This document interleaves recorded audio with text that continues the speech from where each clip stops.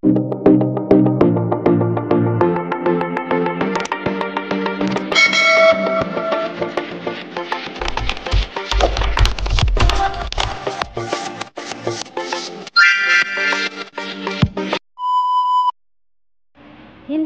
siya magsasawa na tawagan ka at agad-agad kanyang tawagan or palagi kanyang tawagan. Isulat mo lamang ito sa iyong palad. Hello mga guys, kumusta kayo? Panibagong araw, panibagong video na naman tayo. And sa araw na ito ay isa na namang video ang aking ituturo sa inyo na simpleng gaway o simpleng pamamaraan na makakatulong sa atin. At bago ang lahat, gusto ko lang mo disclaimer sa mga taong hindi naniniwala at hindi gusto ang mga kagaya nitong video, please skip this video and maghanap kayo ng videos na gustong gusto nyo, dahil ang video na ito ay para lamang ito sa mga taong naniniwala and gusto mag-try. Sa lahat po ng mga nagko-comment dito sa aking video dito sa loob ng aking channel, mag-ingat sa lahat ng mga nagre-reply sa inyo na dinadala kayo sa kanilang WhatsApp name mo up upang makaiwas po tayo sa scam. Ngayon po ituturo ko sa inyo paano kayo laging tawagan na inyong partner, lalo na kapag kayo ay magka-LDR. So, para sa atin ay gusto natin na lagi tayong tatawagan or lagi natin tatawagan ang ating partner, lalo na kapag tayo ay malayo sa isa't isa.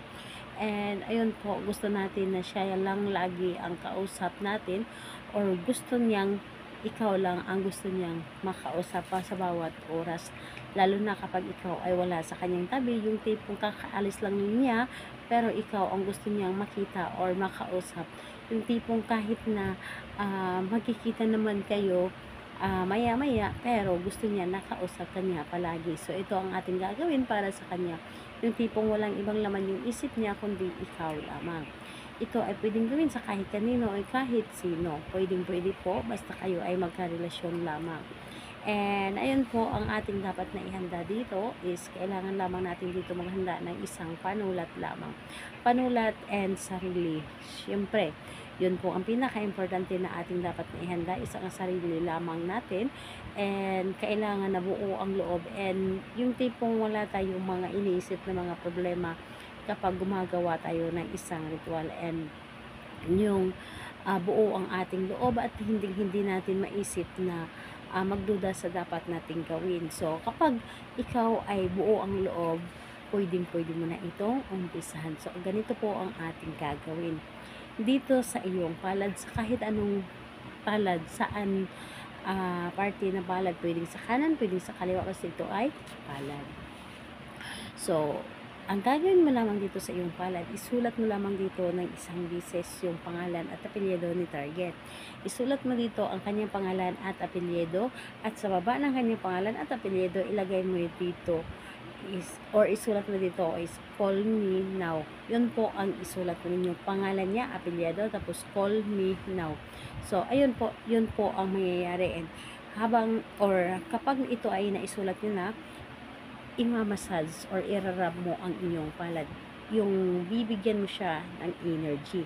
Bibigyan mo ng energy ang inyong ginawa, and ganun po ang inyong gagawin.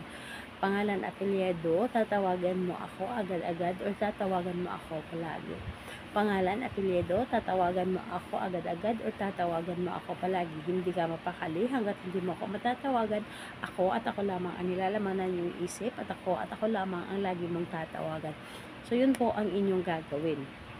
So ayun po, pagkatapos nun, hayaan nyo na siya ay laging tatawag sa inyo. And ayun po, gawin ito sa gabi, mas maganda sa gabi or sa umaga. Mas maganda po, isulat nyo lamang dito. And yung nakasulat dito sa inyong palad, hayaan po ninyo na kusa itong mabura. And think positive po, lahat ng inyong mga ginagawa, ito ay gagana para sa inyo.